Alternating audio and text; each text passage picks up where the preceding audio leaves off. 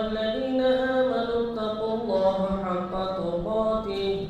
ولا تموتن إلا وأنتم مسلمون يا أيها الناس اتقوا ربكم الذي خلقكم من نفس واحدة وخلق منها زوجها وبث منهما رجالا كثيرا ونساء واتقوا الله الذي تساءلون به والأرحام إن الله كان عليكم رقيبا يا أيها الذين آمنوا اتقوا الله وقولوا قولا سديدا يصلح لكم أعمالكم ويغفر لكم ذنوبكم ومن يطع الله ورسوله فقد فاز فوزا عظيما أعوذ بالله من الشيطان الرجيم بسم الله الرحمن الرحيم يا أيها الذين آمنوا لا تأكلوا أموالكم بينكم بالباطل إلا أن تكون تجارة عن تراض منكم ولا تقتلوا أنفسكم إن الله كان بكم رحيما وعن أبي سعيد عن النبي صلى الله عليه وسلم قال التاجر الصدوق الأمين مع النبيين والصديقين والشهداء رواه الترمذي. برادران اسلام، دینی و ملی بھائیوں، عزیز بچوں، پردہ نشین خواتین اسلام، سب سے پہلے اللہ رب العالمین کی تعریف اور توصیف، حمد و ثنا اور کبریائی اسی کے لیے ہے جس نے ہم سب کو ایک مجلس کے اندر، اور وہ بھی دینی مجلس کے اندر بیٹھنے کی توفیق عطا فرمائی. یہ خوش نصیب بندے ہوتے ہیں جن کو اللہ تعالیٰ یہ رات میسر کرتا ہے، ورنہ کتنے ایسے لوگ ہوں گے جو یوں ہی جاگتے ہوئے، کھیل تماشا کرتے ہوئے، IPL کے اندر مست رہتے ہوئے اپنے وقت کو گزار دیتے ہیں. ان کو عبادت کی توفیق نہیں ملتی، لیکن یہ اللہ رب العالمین کا اپنے خاص بندوں کے لیے یہ اللہ کی توفیق اور اس کا فضل ہے کہ اللہ نے ہم سب کو شب قدر کے اندر دین کی باتیں کو سننے اور اس پر عمل کی کوشش سے ہم کو اللہ تعالیٰ نے یہاں جمع کیا ہے. بعدہ درود و سلام نازل ہو تمام انبیاء کرام پر، خصوصاً ہم سب کے آخری نبی جناب محمد رسول اللہ صلی اللہ علیہ وسلم پر. سامعین کرام، جیسا کہ ابھی شیخ محترم فضیلت الشیخ عبدالستار بدرجی حفظہ اللہ نے آپ کے سامنے میرا تعارف بھی پیش کیا اور موضوع کی بھی وضاحت کی، اسلام میں تجارت کے اصول. یہ وقت کے مناسب سے بہت اہم موضوع ہے، اس لیے کہ ہم میں سے ہر آدمی تقریباً تجارت سے جڑا ہوا ہوتا ہے، لیکن یہ موضوع کافی کشادہ ہے. لیکن پھر بھی میں یہ کوشش کروں گا کہ جس کا سامنا ہماری تجارت سے پڑتا ہے، ہمارے کاروبار سے پڑتا ہے، اس کو ہم آپ کے سامنے واضح کرنے کی کوشش کریں. زمانے جاہلیت کے اندر لوگوں کے اندر جو گمراہی عام تھی، اس میں سے ایک حرام و حلال کے درمیان کوئی تفریق نہیں ہوا کرتی تھی، اور یہ چیز مشرکین کے ساتھ ساتھ اہل کتاب کے اندر بھی پائی جاتی تھی کہ ان کے درمیان حلال و حرام کی کوئی تمیز نہیں ہوا کرتی تھی، جس کی وجہ سے انہوں نے مشرکین اور اہل کتاب نے لوگوں کو حلال و حرام کی تمیز کیے بغیر ضلالت و گمراہی کے عمیق گڈھے میں لا ڈھکیل دیا۔ اس کے بعد جب اسلام آیا، اسلام کی تعلیم آئی، تو اسلام نے ایک صحیح منہج دیا، صحیح اصول دیا، اور صحیح اصول بتا کر کے لوگوں کو اس پر چلنے کی تلقین کی کہ اے لوگوں، اپنی تجارت کے اندر بھی تم شریعت کے اصول کو اپناؤ اور اسی اصول کے مطابق تم اپنا کاروبار کرو۔ تو شریعت اسلامیہ نے ایک صحیح منہج دے کر کے لوگوں کو پیغام دیا کہ تجارت بھی وہ چیز ہے جس کے اندر حلال و حرام کی تمیز ہونا ضروری ہے۔ آئیے سب سے پہلے تجارت کے معنی کو سمجھ لیتے ہیں۔ تجارت کہتے ہیں خرید و فروخت، کسی چیز کو خرید و فروخت کرنا۔ امام راغب اصفہانی نے اپنی کتاب کے اندر تجارت کا معنی کرتے ہوئے فرماتے ہیں التصرف فی رأس المال طلبا للربح، کہ اصل مال کو خرچ کرنا، سرمایے کو خرچ کرنا تاکہ اس کے ذریعہ انسان کو فائدہ نصیب ہو، اس کو کیا ہے؟ تجارت کہا جاتا ہے۔ تو یہ تجارت کا لغوی معنی ہوا۔ شریعت میں کہتے ہیں کہ آدمی حلال چیز کے لیے اپنے مال میں سے خرچ کرے، اس کو خریدے، اس کو اپنے قبضے میں لے، اور پھر اس مال کو اپنے قبضے میں لینے کے بعد دوسروں سے اس کو بیچے، دوسروں سے اس کو بیچے اور بیچ کر کے اس سے فائدہ حاصل کرے۔ یہی عرف عام میں اس کو تجارت کہا جاتا ہے۔ تجارت کی فضیلت کتاب و سنت کے اندر واضح طور پر موجود ہے، جیسا کہ نبی کریم صلی اللہ علیہ وسلم اپنے زندگی کے اندر سب سے باعزت پیشہ نبی کریم صلی اللہ علیہ وسلم نے اگر بنایا تو تجارت کو بنایا۔ نبی کریم صلی اللہ علیہ وسلم کی عمر ابھی 25 سال کی ہوئی تھی کہ حضرت خدیجہ رضی اللہ تعالی عنہا نے نبی کریم صلی اللہ علیہ وسلم کو ملک شام تجارت کے لیے بھیج دیا، اپنے مال کی ذمہ داری کے لیے، اپنے مال کے خرید و فروخت کے لیے۔ حضرت خدیجہ رضی اللہ تعالی عنہا نے نبی کریم صلی اللہ علیہ وسلم کو ذمہ داری دے کر کے اپنے غلام میسرہ کے ساتھ نبی کریم صلی اللہ علیہ وسلم کو ملک شام بھیج دیا۔ نبی کریم صلی اللہ علیہ وسلم حضرت خدیجہ رضی اللہ تعالی عنہا کے مال کو لے کر کے ملک شام گئے، وہاں کاروبار کیا، وہاں تجارت کی۔ آپ حضرت خدیجہ رضی اللہ تعالی عنہا کا غلام نبی کریم صلی اللہ علیہ وسلم کی امانت سے، آپ کے دیانت سے اور آپ کے وعدہ سے اس قدر متاثر ہوا کہ جب نبی کریم صلی اللہ علیہ وسلم ملک شام سے واپس آئے، حضرت خدیجہ رضی اللہ تعالی عنہا کے سامنے نبی کریم صلی اللہ علیہ وسلم نے اپنے تجارت کا سب کچھ حساب دے دیا، پائی پائی حضرت خدیجہ رضی اللہ تعالی عنہا کو سمجھا دیا۔ حضرت خدیجہ رضی اللہ تعالی عنہا نے بھی دیکھا کہ آج سے پہلے جتنے لوگوں کو بھی انہوں نے ذمہ داری تجارت کی دی تھی، کسی نے بھی وہ فائدہ نہیں دیا جو نبی کریم صلی اللہ علیہ وسلم ملک شام کے سفر پر جب گئے تو وہ فائدہ لے کر کے آ کر کے حضرت خدیجہ رضی اللہ تعالیٰ عنہ کے حوالے کیا، اتنا فائدہ کسی نے بھی نہیں دیا حضرت خدیجہ رضی اللہ تعالیٰ عنہ۔ حضرت خدیجہ رضی اللہ تعالیٰ عنہ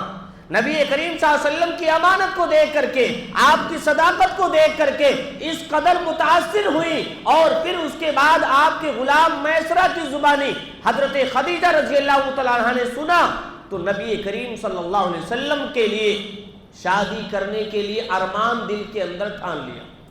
غور کرے خواتین اسلام، حضرت خدیجہ رضی اللہ تعالیٰ عنہ اس وقت مکہ کے ایک بڑے تاجروں میں سے مانی جاتی تھی۔ معلوم ہوا کہ خواتین بھی اگر باپردہ طریقے سے تجارت کے میدان میں آئے تو ان کو بھی اسلام روکتا نہیں ہے، شرط یہ ہے کہ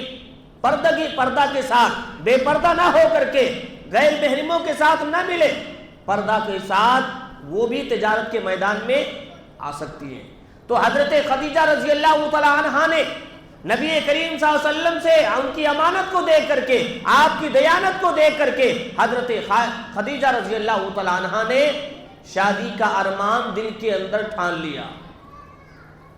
اس کے بعد حضرت خدیجہ رضی اللہ تعالیٰ عنہ نے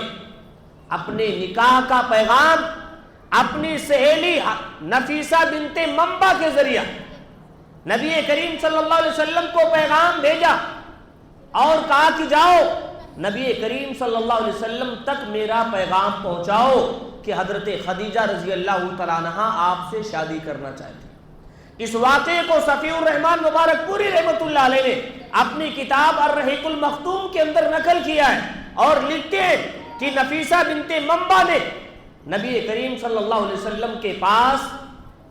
حضرت خدیجہ رضی اللہ تعالیٰ عنہ کی طرف سے نکاح کا پیغام لے کر کے گئی۔ نبی کریم صلی اللہ علیہ وسلم نے اس کو قبول بھی کر لیا۔ غور کریں، وہ خدیجہ جنہوں نے مکہ کے بڑے بڑے رؤسائے قریش کا خطبہ ٹھکرا دیا، بڑے بڑے لوگوں کے خطبے کو انکار کر دیا، نکاح کرنے کو انکار کر دیا، لیکن جب نبی کریم صلی اللہ علیہ وسلم کی امانت دیکھی تجارت کے معاملے میں، نبی کریم صلی اللہ علیہ وسلم کی دیانت دیکھی تجارت کے معاملے میں، حضرت خدیجہ رضی اللہ تعالیٰ عنہ سے رہا نہیں گیا۔ آپ کی امانت کی بنیاد پر، آپ کی دیانت کی بنیاد پر حضرت خدیجہ رضی اللہ تعالیٰ عنہ نے نبی کریم صلی اللہ علیہ وسلم سے شادی کرنے کا پیغام بھیج دیا اور نبی کریم صلی اللہ علیہ وسلم نے اس کو بھی قبول کر لیا۔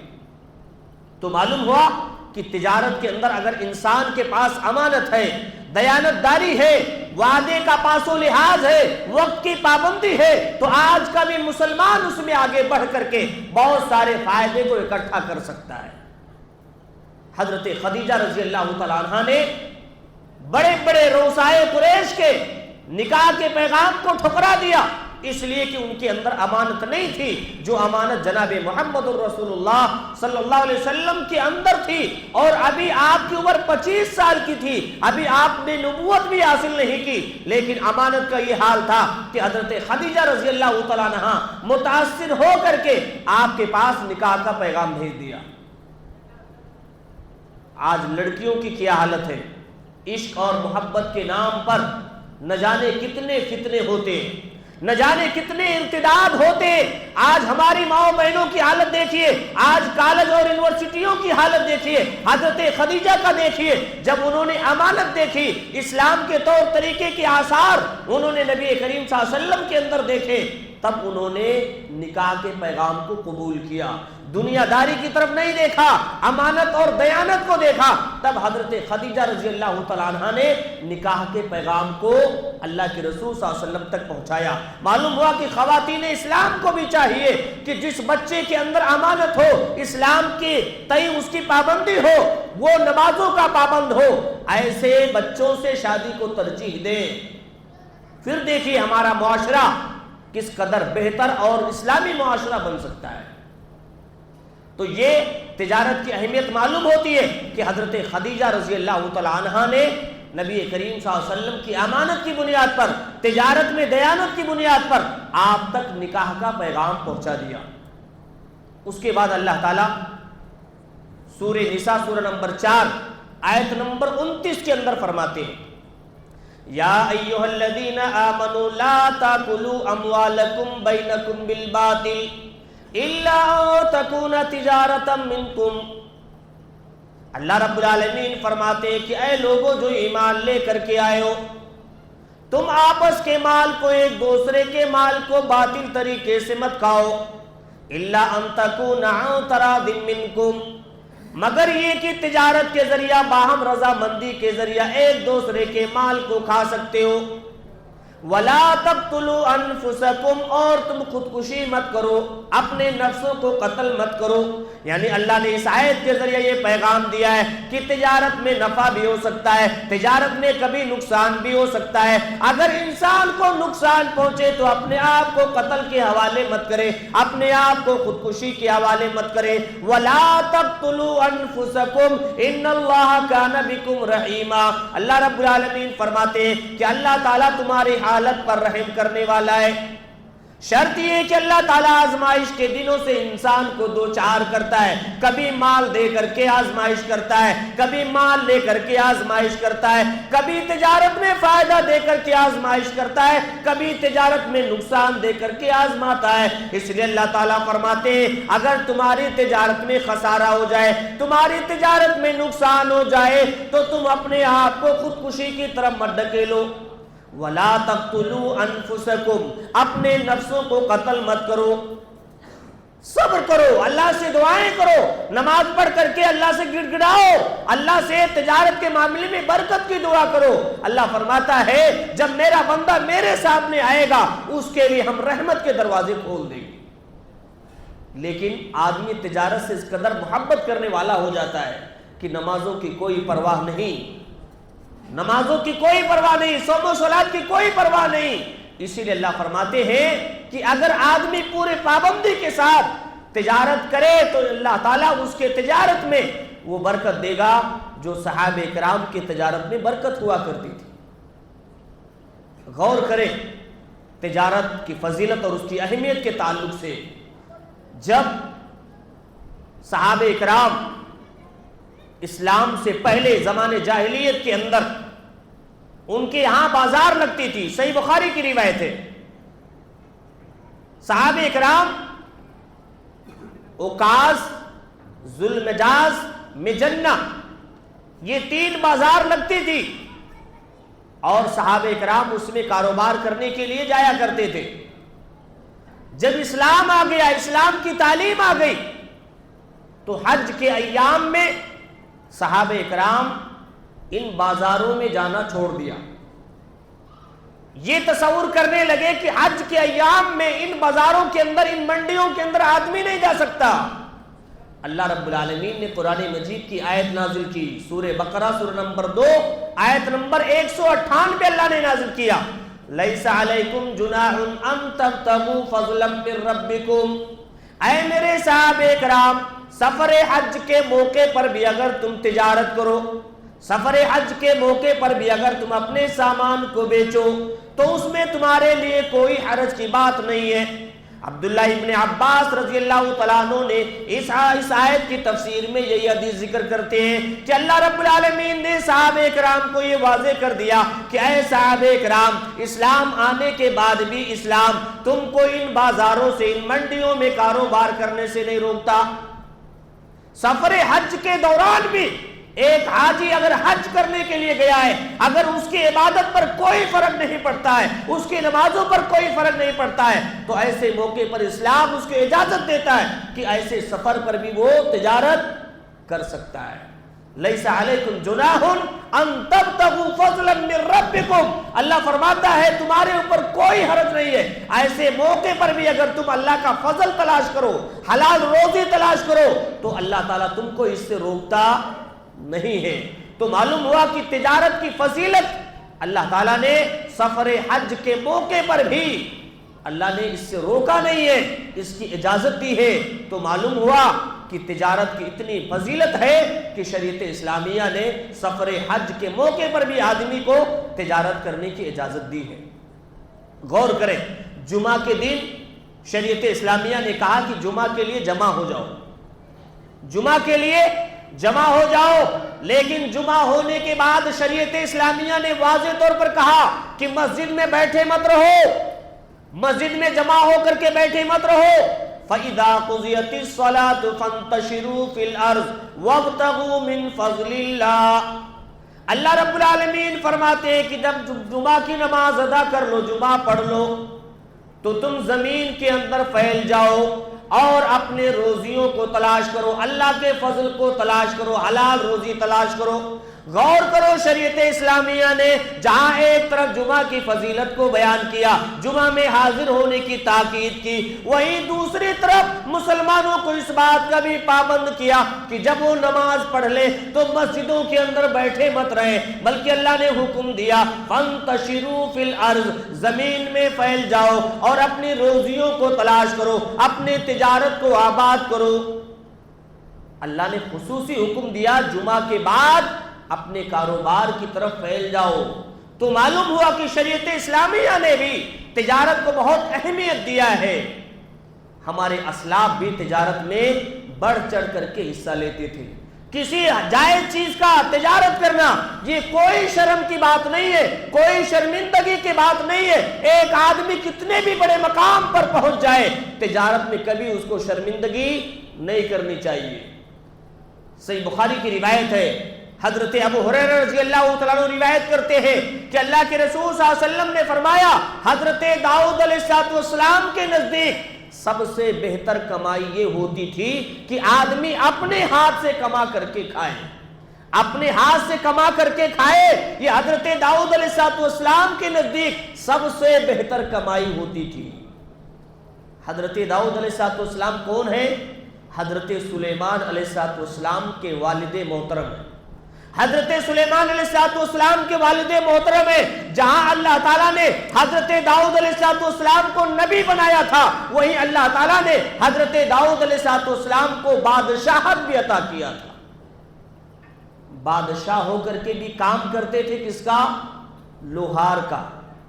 لوہار لوہے کو موم بنا دیتے تھے, جس طرف چاہتے تھے موڑتے تھے. اس سے یہ معلوم ہوتا ہے کہ آدمی کتنے بھی بڑے مقام پر پہنچ جائے تو تجارت اس کو کرنی چاہیے. جیسا کہ حضرت داؤد علیہ السلام بادشاہت کے مقام کو پہنچ کر کے بھی انہوں نے تجارت کو چھوڑا نہیں, بلکہ لوہار جیسی پیشے کو حضرت داؤد علیہ السلام نے اپنے زندگی گزارنے کا ایک طریقہ بنایا اور آنے والے لوگوں کو پیغام دے دیا کہ تجارت ایک ایسی چیز ہے جو ان کو بھی محبوب ہے, نبی کریم صلی اللہ علیہ وسلم کو بھی محبوب ہے اور سارے صحابہ کرام کو بھی محبوب تھی. حضرت آدم علیہ السلام کھیتی باڑی کا کام کرتے تھے. حضرت ادریس علیہ السلام کے بارے میں آتا ہے کہ کپڑا سیا کرتے تھے. حضرت موسیٰ علیہ السلام بکریاں چرایا کرتے تھے اور نبی کریم صلی اللہ علیہ وسلم نے بکریاں بھی چرائی ہے. نبی کریم صلی اللہ علیہ وسلم نے حضرت خدیجہ کے مال کو ملک شام لے جا کر کے تجارت بھی کیا ہے. حضرت ابو بکر صدیق رضی اللہ تعالیٰ عنہ کا ایک بڑا کپڑے کا گودام تھا مقام سخ, اور جب اللہ کے رسول صلی اللہ علیہ وسلم کی وفات ہوئی تو حضرت ابو بکر صدیق وہیں پر تھے. تو حضرت ابو بکر صدیق کپڑے کا کاروبار کرتے تھے. حضرت عثمان غنی رضی اللہ تعالیٰ عنہ کا مال دوسرے ملک جایا کرتا تھا. حضرت عبد الرحمن ابن عوف رضی اللہ تعالیٰ عنہ گھی اور پنیر کے کاروبار میں لگے ہوئے تھے. تو یہ ہمارے اسلاف تھے جنہوں نے نوجوانوں کو یہ پیغام دیا کہ تجارت کوئی معیوب چیز نہیں ہے, تجارت تو ایک اچھی چیز ہے جس کو ہمارے اسلاف نے بھی قبول کیا ہے, ہمارے اسلاف نے بھی اس کو انجام دیا ہے. لہذا تجارت جیسے پیشے کو کوئی معیوب نہ سمجھے. تجارت کے بہت سارے اصول شریعت اسلامیہ نے بتائے ہیں. ان میں سے پہلا اصول یہ ہے کہ آدمی تجارت کرتے کرتے کبھی ایسے موڑ پر پہنچتا ہے جہاں آدمی کو حلال اور حرام کے درمیان تفریق نہیں کر پاتا ہے, جس کو شریعت اسلامیہ نے مشتبہات کہا ہے. مشتبہات کہا ہے ایسی چیزوں سے شریعت اسلامیہ نے ایک انسان کو بچنے کی تاکید کی ہے کہ مشتبہات سے آدمی اپنے آپ کو بچائے. اللہ کے رسول صلی اللہ علیہ وسلم فرماتے ہیں الحلال بین والحرام بین وبینہما مشتبہات. اللہ کے رسول صلی اللہ علیہ وسلم فرماتے ہیں کہ لوگوں, اللہ نے حلال کو واضح کر دیا ہے, اللہ نے حرام کو بھی واضح کر دیا ہے, لیکن ان دونوں کے درمیان کچھ مشتبہات ہیں جن میں سے اکثر لوگ نہیں جانتے, جن میں سے اکثر لوگوں کو معلوم نہیں ہے. شبہ والی چیز جہاں آدمی کشمکش میں مبتلا ہو جاتا ہے کہ یہ چیز ہمارے لیے جائز ہے کہ ناجائز ہے. شریعت اسلامیہ کہتی ہے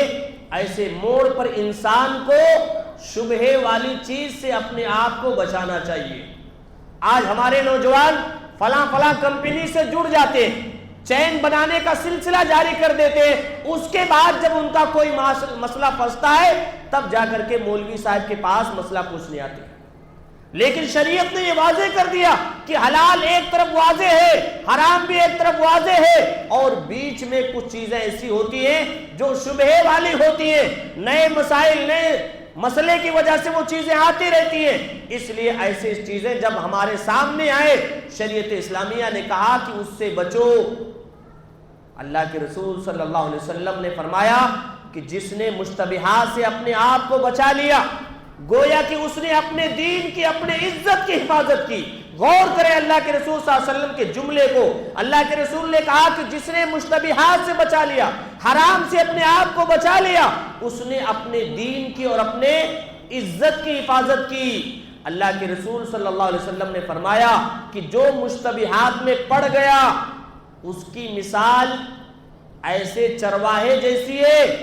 جو اپنی بکریاں کسی چراگاہ کے پاس، کسی بادشاہ کے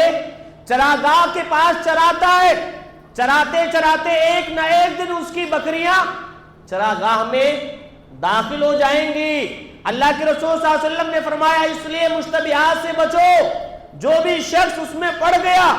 وہ شخص اپنے دین کی، اپنی عزت کی حفاظت نہیں کر سکتا ہے۔ اللہ کے رسول نے مثال دیا کہ اگر چراگاہ کے بازو میں کوئی شخص، کوئی چرواہا بکری چرائے ہمیشہ، تو کبھی نہ کبھی اس کی بکریاں چراگاہ کے اندر جا سکتی ہے، اس میں پڑ سکتی ہے۔ لہذا اللہ کے رسول صلی اللہ علیہ وسلم نے یہ واضح کیا کہ آدمی ایسی چیزوں سے، ایسی مشتبہات سے اپنے آپ کو بچائے۔ تو معلوم ہوا کہ شریعت اسلامیہ نے یہ واضح کیا کہ کچھ چیز اسلام کے اندر مشتبہات ہیں، شبہ والی چیزیں، جہاں آدمی کو شک ہو جائے وہاں آدمی اپنے آپ کو روک لے، علماء کی طرف رجوع کرے، کتاب و سنت کا مطالعہ کرے، اس میں جاننے کی کوشش کرے۔ اگر کوئی عالم نہیں مل رہا تو امام کے پاس آئے، مسئلہ دریافت کرنے کی کوشش کرے، اس کے بعد اس طرف آگے بڑھے۔ حضرت حسن ابن علی رضی اللہ تعالیٰ عنہ روایت کرتے ہیں کہ اللہ کے رسول صلی اللہ علیہ وسلم سے جو میں نے بات یقین کے ساتھ سنی تھی، ان میں سے ایک بات یہ بھی ہے، دع ما یریبک الی ما لا یریبک۔ اللہ کے رسول صلی اللہ علیہ وسلم نے فرمایا اس چیز کو چھوڑ دو جس میں کوئی شبہ ہو، اور اس چیز کے پاس چلے جاؤ جہاں تم کو یقین ہو، جہاں تم کو شبہ نہ ہو، اس چیز کی طرف مائل ہو جاؤ۔ تو اللہ کے رسول صلی اللہ علیہ وسلم نے یہ واضح کر دیا کہ آدمی جو شک و شبہ کی کوئی بات آئے تو آدمی اس کو چھوڑ کر کے یقین والی چیزوں کی طرف جائے، اس چیز کی طرف جائے جہاں اس کو شک و شبہ نہ ہو۔ تو یہ شریعت اسلامیہ نے واضح کیا کہ تجارت میں آدمی کے سامنے کبھی کچھ شبہ آ سکتے ہیں، کچھ شک پیدا ہو سکتے ہیں، ایسے معاملے میں انسان کو شبہات سے بچ کر کے یقین والی چیزوں کی طرف جانا چاہیے۔ اور شریعت اسلامیہ نے ایک اصول یہ بھی بتایا کہ آدمی تجارت کرتے ہوئے، کاروبار کرتے ہوئے جھوٹی قسمیں نہ کھائے، اپنے مال کی جھوٹ موٹ کی تعریف نہ کرے، اس لیے کہ شریعت اسلامیہ نے اس کو معیوب کہا ہے۔ حضرت ابو ذر رضی اللہ تعالیٰ عنہ روایت کرتے ہیں اللہ کے رسول صلی اللہ علیہ وسلم نے فرمایا کہ 3 طرح کے لوگ ایسے ہیں جن کی طرف اللہ تعالیٰ نہ تو قیامت کے دن دیکھے گا، نہ ان کو پاک کرے گا، نہ ان سے بات کرے گا۔ حضرت ابو ذر رضی اللہ تعالیٰ عنہ نے کہا کہ اللہ کے رسول، کون شخص ایسا ہے جو اس طرح کی ذلت کا سامنا کرے گا قیامت کے دن کہ اللہ تعالیٰ نہ اس کی طرف دیکھے، نہ اس سے بات کرے، نہ اس سے کلام کرے؟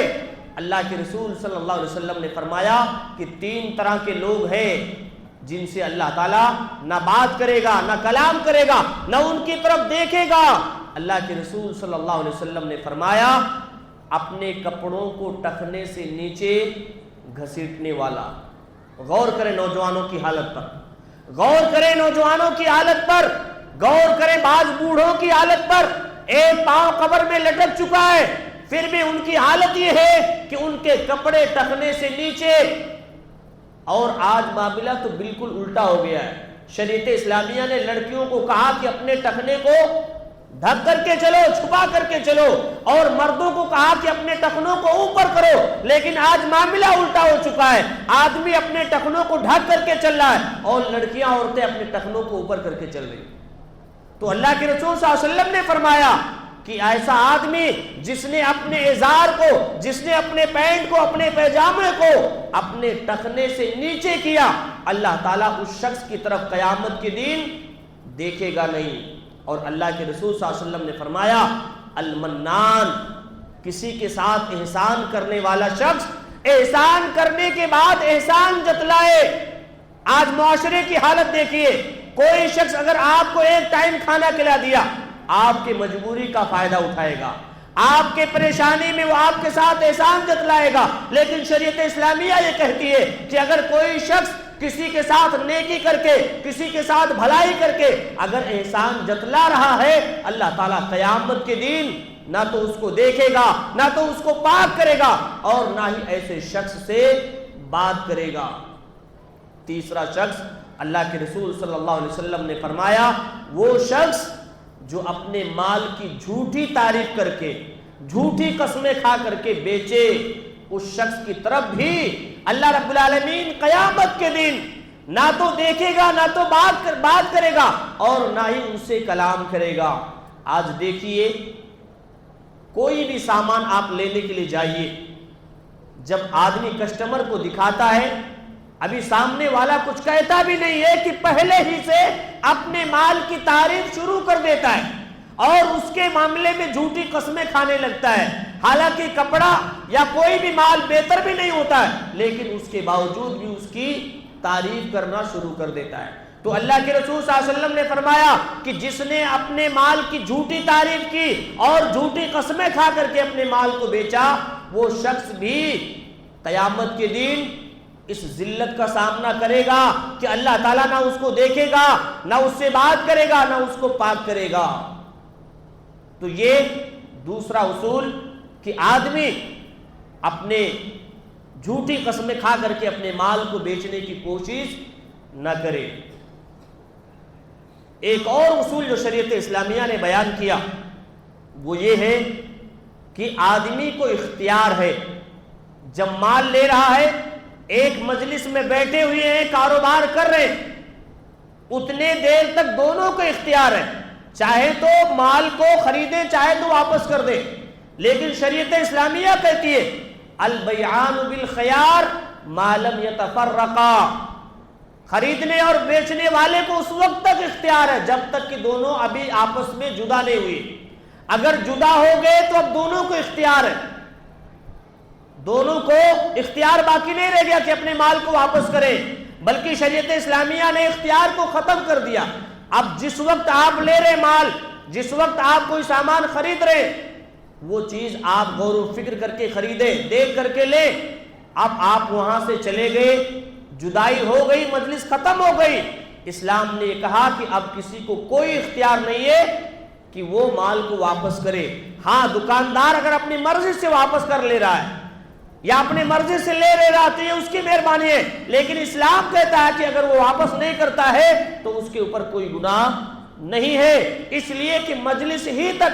دونوں کو اختیار تھا، اب اختیار دونوں کے درمیان سے ختم ہو چکا ہے۔ اور اسی طریقے سے شریعت اسلامیہ نے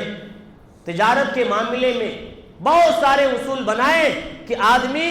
ان اصولوں پر پابندی کے ساتھ عمل کرے۔ ایک اصول شریعت اسلامیہ نے یہ بھی بتایا ہے کہ تجارت کے معاملے میں آدمی جھوٹی تجارت سے، چوری کیا ہوا مال یا اسی طریقے سے حرام چیزوں کا مال، اس طرح کا کاروبار شریعت اسلامیہ نے حرام قرار دیا ہے۔ تو جو چیز شریعت اسلامیہ نے حرام قرار دیا ہے اس کی تجارت کرنا بھی حرام ہے، اس کی تجارت بھی حرام ہے۔ جیسے تصویر بنانا، آج بہت سارے لوگ دیکھیے، ہمارے مسلمانوں کے بھی بہت سارے لوگ مورتی بناتے ہیں، ان کی تصویریں بناتے ہیں، ہاتھوں سے تصویریں بناتے ہیں، جبکہ شریعت اسلامیہ نے واضح طور پر اس کو حرام قرار دیا ہے۔ تو ایسی تجارت جس کا کرنا ہی ناجائز ہو یا جس کا کھانا پینا ناجائز ہو، وہ چیز بھی، اس کا کاروبار کرنا بھی حرام ہے۔ آج کتنے ایسے مسلمانوں کی دکان ہے جہاں پر بیڑی، سگریٹ، گٹکے کھلے طور پر بیچے جا رہے ہیں، لیکن شریعت اسلامیہ نے اس کو حرام کہا ہے۔ لیکن اب مسلمانوں نے ایک الگ طریقہ اختیار کیا ہے۔ الگ طریقہ کیا ہے؟ ان چیزوں کے رکھنے کی جگہ الگ بنا دیا، جگہ الگ بنا دیا، یعنی سامنے لوگوں کو نہیں رکھا جاتا۔ آدمی یہ تصور کرے کہ اس کے پاس گٹکا، بیڑی، سگریٹ نہیں ملتی ہے، آدمی آتا ہے چپکے سے نکالتا ہے اور پیسہ دے کر کے چلا جاتا ہے۔ لیکن میرے بھائیوں یاد کرو، حضرت عبداللہ ابن عمر نے ایک غلام کو آزمایا تھا، ایک غلام کو آزمایا تھا۔ جب حضرت عبداللہ ابن عمر رضی اللہ تعالیٰ عنہ سفر پر تھے، ایک غلام کو دیکھا کہ بکریاں چرا رہا ہے، بکریاں چرا رہا ہے۔ عبداللہ ابن عمر نے بلایا، کہا کہ اس میں سے ایک بکری میرے حوالے کر دو۔ کہا کہ نہیں، یہ بکریاں میرے مالک کی ہیں۔ کہا کہ تمہارا مالک کیا دیکھ رہا ہے؟ کہا کہ اگر میرا مالک نہیں دیکھ رہا ہے تو اللہ تعالیٰ تو دیکھ رہا ہے۔ حضرت عبداللہ ابن عمر رضی اللہ تعالیٰ عنہ نے اس غلام کے اوپر مال و زر کی بارش کر دی، تحفے سے نوازا کہ اس غلام کو دیکھیے جس کا ایمان اللہ کی ذات پر کتنا مضبوط ہے کہ اگر ہمارا مالک نہیں دیکھ رہا ہے، اگر لوگ نہیں دیکھ رہے ہیں، تو میرا رب جو آسمان پر ہے، میرا رب جو عرش پر مستوی ہے، وہاں سے ہماری حالت تو دیکھ رہا ہے۔ لیکن آج مسلمانوں کی حالت یہ ہو گئی کہ تمباکو، گٹکے، سگریٹ لوگوں کے سامنے کھلے طور پر نہیں بیچیں گے کہ بھائی لوگ کہیں گے کیا، اس کے لیے الگ جگہ ہوگی۔ لیکن میرے بھائیوں، اللہ تعالیٰ تو دیکھ رہا ہے۔ نبی کریم صلی اللہ علیہ وسلم کے تابعی سعید ابن ابو الحسن رضی اللہ تعالیٰ عنہ روایت کرتے ہیں کہ ہم عبداللہ ابن عباس رضی اللہ تعالیٰ عنہ کے پاس بیٹھے ہوئے تھے۔ صحیح بخاری کی روایت ہے، ان کے پاس بیٹھے ہوئے تھے حضرت عبداللہ ابن عباس رضی اللہ تعالیٰ عنہ کے پاس۔ اتنے میں ایک شخص آیا اور کہا کہ عبداللہ ابن عباس، میں تصویر کشی کرتا ہوں، اپنے ہاتھوں سے تصویر بناتا ہوں اور اس کو بیچتا ہوں، تو کیا میری یہ تجارت جائز ہے؟ کیا میں یہ کر سکتا ہوں؟ حضرت عبداللہ ابن عباس رضی اللہ تعالیٰ عنہ نے فرمایا، اللہ کی قسم کھا کر کہتا ہوں، میں تم کو وہی بات بتاؤں گا جس کو میں نے نبی کریم صلی اللہ علیہ وسلم سے خود سنا ہے۔ نبی کریم صلی اللہ علیہ وسلم کی حدیث بیان کرتے ہوئے حضرت عبداللہ ابن عباس رضی اللہ تعالیٰ عنہ فرماتے، صحیح مسلم کے اندر بھی اس طرح کی روایت موجود ہے، من صور صورتا کلف یوم القیامت ان ینفخ فیہ الروح ولا ینفخ فیہ ابدا۔ حضرت عبداللہ ابن عباس رضی اللہ تعالیٰ عنہ فرماتے ہیں، جو بھی شخص اپنے ہاتھوں سے کوئی تصویر بنائے، کوئی تصویر کشی کرے، من صور صورتا کلف یوم القیامت ان ینفخ فیہ الروح، قیامت کے دن اس کو مکلف کیا جائے گا، قیامت کے دن اس کو کہا جائے گا کہ تم اس کے اندر روح ڈالو، اس کے اندر جان پھونکو۔ اللہ کے رسول صلی اللہ علیہ وسلم فرماتے ہیں کہ اس کو اس وقت تک سزائیں ملتی رہیں گی جب تک کہ وہ تصویر کے اندر روح نہیں ڈال دیتا۔ اور اللہ کے رسول نے آخر میں یہ بھی کہا، وَلَا يَنْفَخُ فِيهِ أَبَدًا، کبھی بھی وہ اس کے اندر روح نہیں ڈال سکتا۔ تو معلوم ہوا کہ جس چیز کو شریعت اسلامیہ نے حرام قرار دیا، شراب حرام ہے، اس کی تجارت بھی کرنا حرام ہے، جوا کھیلنا حرام ہے۔ آئی پی ایل کا دور چل رہا ہے، کتنے نوجوان راتوں رات جاگ رہے ہیں، راتوں رات جاگ کر کے بیٹنگ اور جوا کے ذریعہ اچانک مالدار بننے کی کوشش کرتے ہیں۔ میرے بھائیوں سنو، اللہ کے رسول صلی اللہ علیہ وسلم نے ایسے لوگوں کے بارے میں فرمایا، مسرد احمد کی روایت ہے کہ میری امت کے اندر کچھ ایسے لوگ پیدا ہوں گے جو رات کو کھیلنے اور کھانے کا ذریعہ بنائیں گے، رات کو کھیلنے اور کھانے کا ذریعہ بنائیں گے، رات ایسے ہی گزار دیں گے، لیکن صبح جب اٹھیں گے تو اللہ تعالیٰ ان کی شکل و صورت کو خنزیر اور بندر جیسی بنا دے گا۔ تو یہ ایسے نوجوانوں کو سوچنا چاہیے جو آج کے اس دور میں آئی پی ایل کی نشہ ان کو چڑھی ہوئی ہے، مائی سرکل، مائی ڈریم 11 کا بھوت ان کو سوار ہے۔ ایسے لوگوں کو چاہیے کہ اللہ کے رسول صلی اللہ علیہ وسلم نے صحیح مسلم کی روایت کے اندر فرمایا، اگر کوئی بھی شخص چوسر کھیلتا ہے، کوئی شخص چوسر لوڈو وغیرہ بھی آتا ہے نا موبائل کے اندر، کوئی شخص چوسر کھیلتا ہے، اللہ کے رسول صلی اللہ علیہ وسلم نے فرمایا وہ بھی جوئے کی ایک شکل ہے۔ اگر کوئی شخص چوسر کھیلتا ہے، اللہ کے رسول صلی اللہ علیہ وسلم نے فرمایا کہ گویا کہ اس نے اپنے ہاتھ کو خنزیر کے خون سے اور خنزیر کے گوشت سے اپنے ہاتھ کو رنگ لیا ہے۔ تو اتنا آسان معاملہ نہیں ہے کہ آدمی جوا کھیل کر کے قیامت کے دن اتنا آسانی سے بچ جائے. دنیا کے اندر لوگ آپ کی تعریف کر دیں گے, دنیا کے اندر آپ کی کمائی کی تعریف کر دیں گے, آپ کو عزت آپ کی مال کی بنیاد پر دے دیں گے, لیکن آپ کے مرنے کے بعد ہی آپ کے آخرت کا عذاب آپ کے اوپر جاری کرنے سے کوئی طاقت روک نہیں سکتی ہے. تو جو چیز شریعت اسلامیہ نے حرام قرار دیا ہے اس کی بھی تجارت شریعت کے اندر حرام ہے, اس کا بیچنا بھی شریعت نے اس کو حرام قرار دیا ہے. جادو حرام ہے, جادو حرام ہے, یہاں تک کہ ایسے شخص کو شریعت اسلامیہ نے قتل کرنے کا حکم دیتی ہے. اب اس کے مال کو بھی جو واقعی اسی کام میں آتے ہیں, دوسرے جائز کام میں نہیں آتے, تو ایسی تجارت بھی شریعت اسلامیہ نے اس کو ناجائز کہا ہے. تو معلوم ہوا کہ جو چیز شریعت اسلامیہ نے حرام قرار دیا ہے اس چیز کا بھی کاروبار کرنا ناجائز اور حرام ہے. شریعت اسلامیہ نے ایک اصول یہ بھی بتایا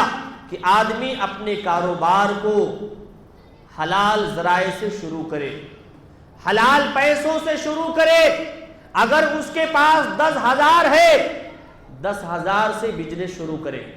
1 روپیہ بھی حرام کا سود کا اس میں نہ لگائے. لیکن آج نوجوانوں کی حالت یہ ہے, ہمارے مسلم معاشرے کی حالت یہ ہے, جیسا کہ میں نے پہلے بھی کہا کہ آج مسلمان یا آج کا نوجوان اچانک مالدار بننے کی کوشش کرتا ہے,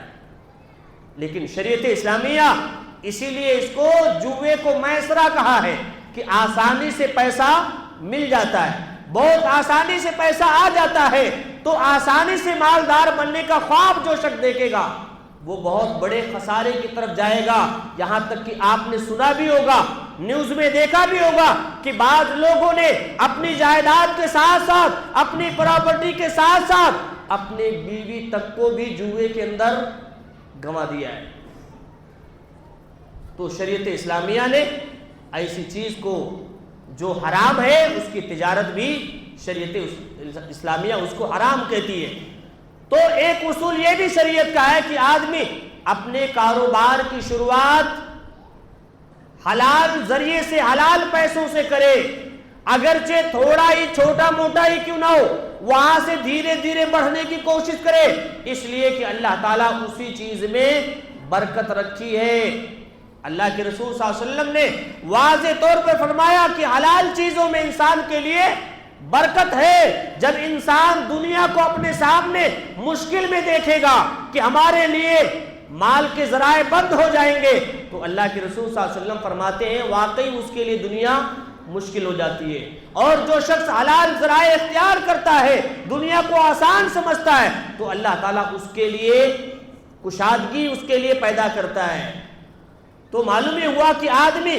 حلال ذرائع سے اپنے کاروبار کی شروعات کرے. آج مسلمانوں کے گھروں کے اندر سکون کیوں نہیں ہے؟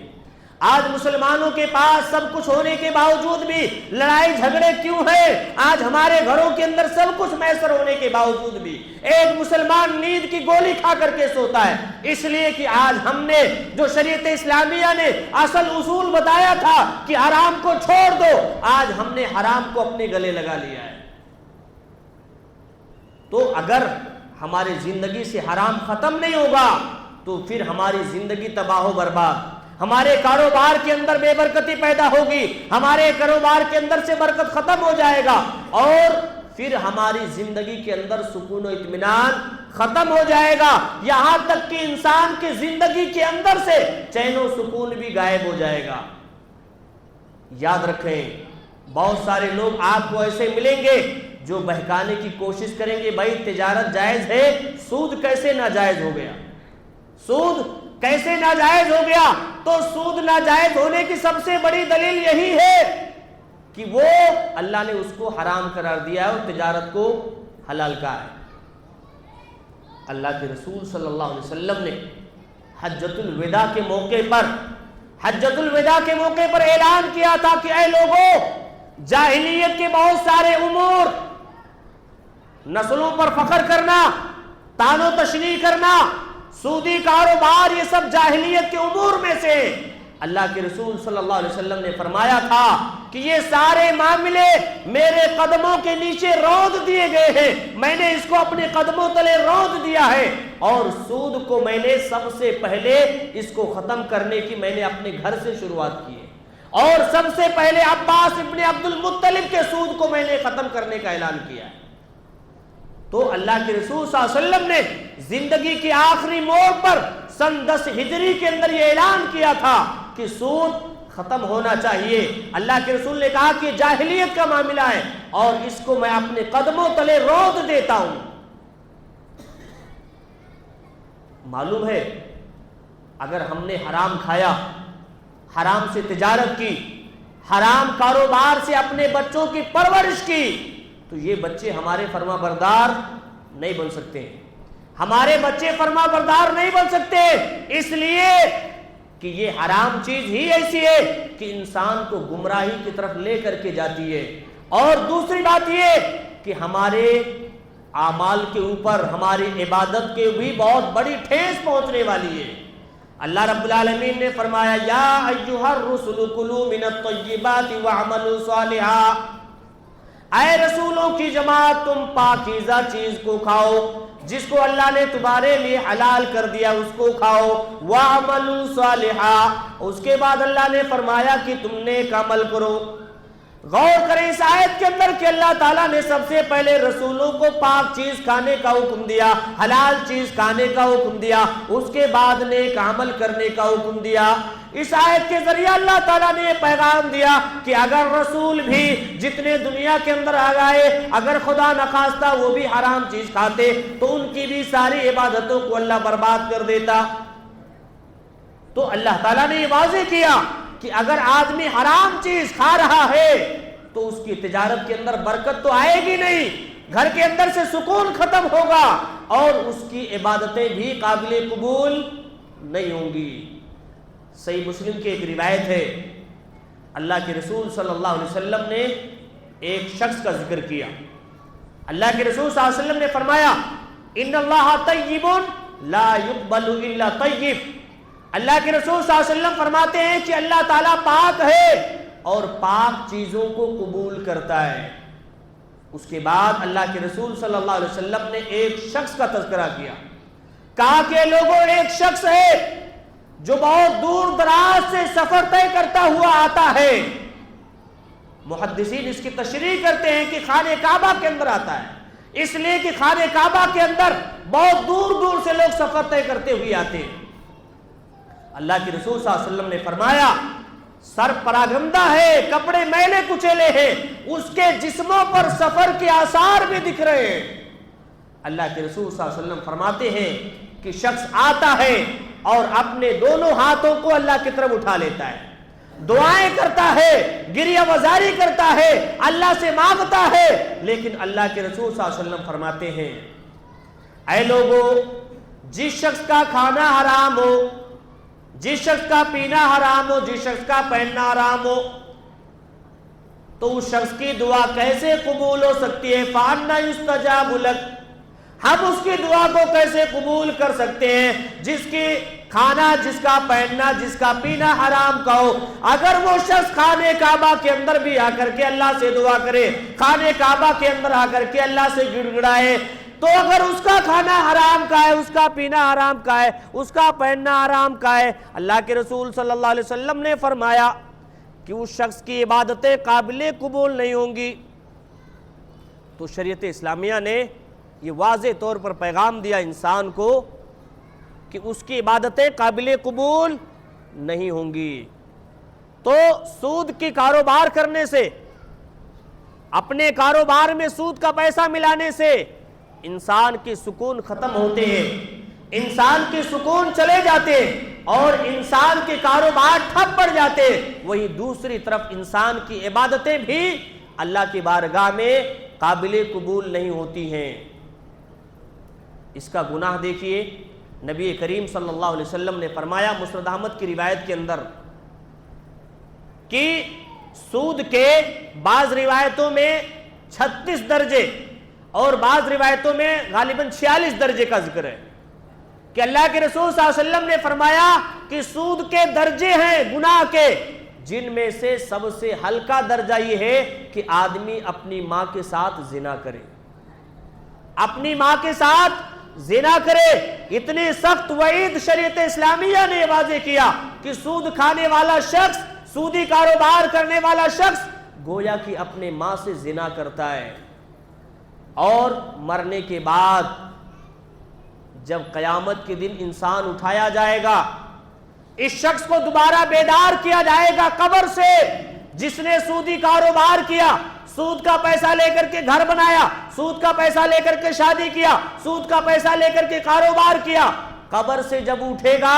قرآن مجید کہتا ہے کہ ایسا شخص پاگلوں کی طرح، مجنوں کی طرح اٹھے گا۔ الذین یاکلون الربا لا یقومون الا کما یقوم الذی یتخبطہ الشیطان من المس۔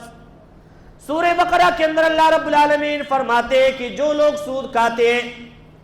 جب یہ لوگ قیامت کے دن اپنے قبروں سے اٹھیں گے،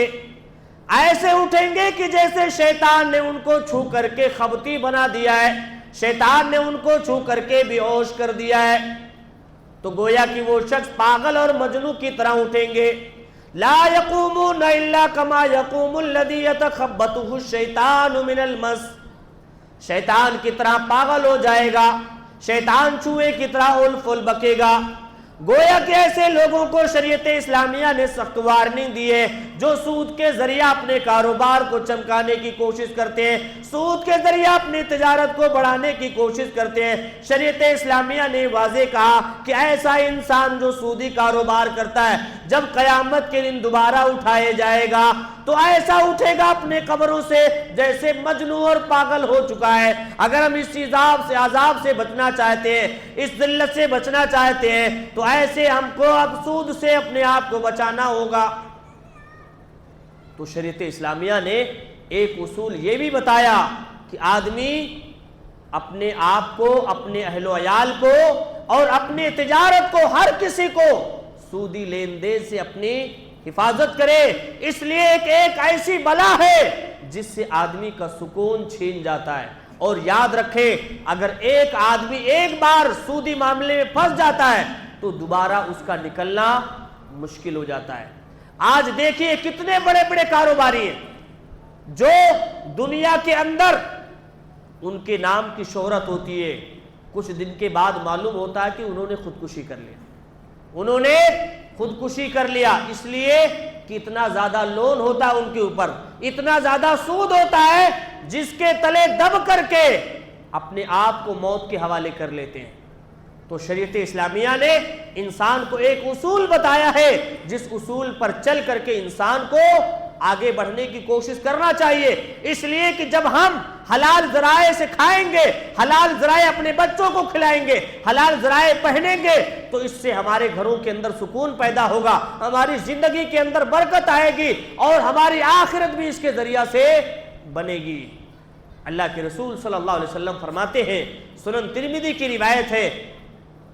1209 نمبر کی روایت ہے،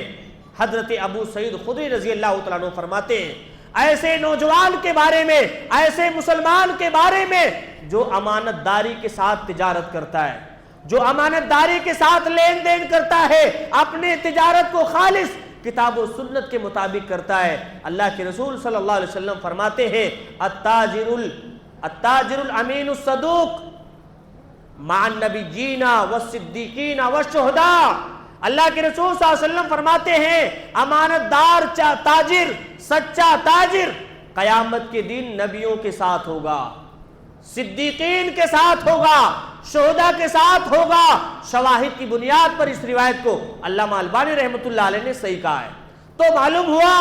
کہ ایسا تاجر جس نے اپنی تجارت کے اندر امانت داری اختیار کیا، کبھی جھوٹ نہیں بولا، کبھی سود جیسی رقم کو نہیں لیا اپنی تجارت کے اندر، اللہ کے رسول صلی اللہ علیہ وسلم فرماتے ہیں قیامت کے دن ایسے شخص کا ٹھکانہ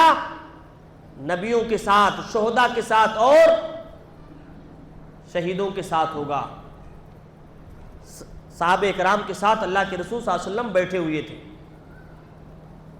ایک صحابی کو صحابہ کرام نے دیکھا کہ اپنے کاروبار کے معاملے میں بہت دوڑ بھاگ کر رہا ہے، بہت محنت کر رہا ہے۔ صحابہ کرام نے کہا کہ اللہ کے رسول صلی اللہ علیہ وسلم اگر یہ نوجوان دین کے لیے محنت کرتا، دین کے لیے اتنا تڑپ رکھتا، اتنا جذبہ رکھتا تو کیا ہی بہتر ہوتا۔ اللہ کے رسول صلی اللہ علیہ وسلم نے فرمایا میرے صحابہ یہ بات یاد رکھو، وہ نوجوان جو دوڑ بھاگ کر رہا ہے، اگر اس کی دوڑ بھاگ اس لیے ہے کہ اپنے ہاتھ کو کسی کے سامنے نہ پھیلائے، اپنے ہاتھ کو کسی کے سامنے نہ پھیلائے، سوال کرنے سے بچنے کے لیے ہے، فَهُوَ فِي سَبِيلِ اللَّهِ، اللہ کے رسول صلی اللہ علیہ وسلم نے فرمایا اس کی یہ محنت، اس کا یہ جذبہ، اس کا یہ بھاگ دوڑ گویا کہ اللہ کے راستے میں لکھی جاتی ہے، اللہ کے راستے میں مانا جاتا ہے۔ اللہ کے رسول صلی اللہ علیہ وسلم نے فرمایا اگر اس نے اپنے والدین کے لیے یہ بھاگ دوڑ کی ہے کہ اپنے والدین کو خرچہ عطا کرے گا، ان کو غریبی مفلسی سے بچائے گا، اللہ کے رسول صلی اللہ علیہ وسلم نے فرمایا فَهُوَ فِي سَبِيلِ اللَّهِ، تو وہ بھی اللہ کے راستے میں شمار کیا جاتا ہے۔ اللہ کے رسول صلی اللہ علیہ وسلم نے فرمایا کہ اگر اس نے یہ دوڑ بھاگ اپنے بال بچوں کے لیے کیا ہے،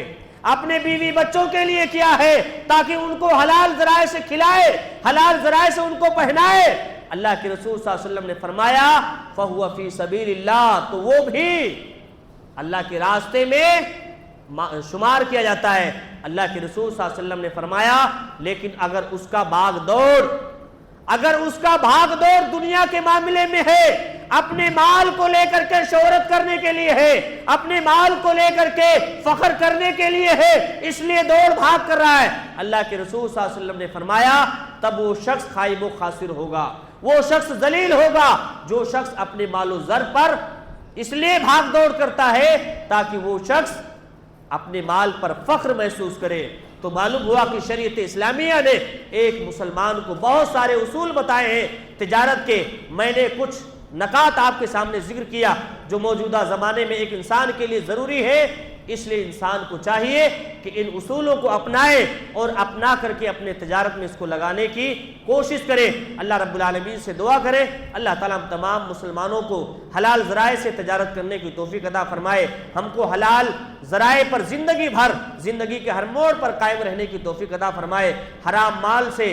مال کے کھانے سے اللہ ہم سب کو محفوظ فرمائے۔ اللہ العالمین ہم تمام مسلمانوں کو سودی کاروبار سے ہم کو محفوظ فرما، زندگی کے ہر موڑ پر اس سے ہم کو بچا، جو بھی لوگ اس میں شامل ہیں، اس میں ملوث ہیں، اللہ تعالیٰ تو ان کو اس سے محفوظ فرما اور حلال روزی ان کو کھانے کی توفیق عطا فرما، آمین۔ وآخر دعواہم الحمدللہ رب العالمین۔ اس موقع پر ہم خصوصاً فضیلت الشیخ عبدالستار بدرجی حفظہ اللہ کا اور ان کے تمام ٹیم کا جو کافی محنت کے ساتھ الحمدللہ دن رات محنت کر رہے ہیں اور جماعت کے نوجوانوں کو جوڑ کر کے معاشرے کے اندر ایک انقلاب پیدا کرنے کی کوشش کر رہے ہیں، ہم ان سب کے لیے دعا گو ہیں کہ اللہ تعالیٰ ان کی محنتوں کو قبول فرمائے، ان کو صحت و عافیت سے رکھے، ان کے روزیوں میں، ان کے کاروبار میں اللہ برکت دے، بیماری مصیبت اور پریشانیوں سے اللہ محفوظ رکھے، زندگی کے ہر موڑ پر اللہ ان کو خوشیاں نصیب کرے، غموں سے دور رکھے، اللہ دن دگنی رات چوگنی ترقی عطا فرمائے، اور جس طریقے سے محنت لگن کے ساتھ اس حسن عمل کو بڑھا رہے ہیں اللہ تو اس سے اور زیادہ حسن عمل سے اس کام کو آگے بڑھانے کی توفیق عطا فرما۔ اللہ العالمین نوجوانوں کے دلوں کے اندر اور زیادہ دین کی محبت پیدا فرما۔ اللہ العالمین ہماری ماؤں بہنوں کی عبادتوں کو قبول فرما، جنہوں نے رمضان کے مہینے میں خصوصی افطاری کا سحری کا انتظام کیا ہے اللہ تو ان کی بھی عبادتوں کو قبول فرما، جنہوں نے بھی سحری اور افطاری کرایا ہے، جنہوں نے غریبوں مسکینوں پر خرچ کیا ہے اللہ تو ان کی عبادتوں کو قبول فرما، ان کے تعاون کو قبول فرما، ہماری نجات کا ذریعہ بنا، جہنم سے ہم کو محفوظ فرما، جنت میں ہمیں جگہ عطا فرما، آمین۔ وآخر دعواہم الحمدللہ رب العالمین۔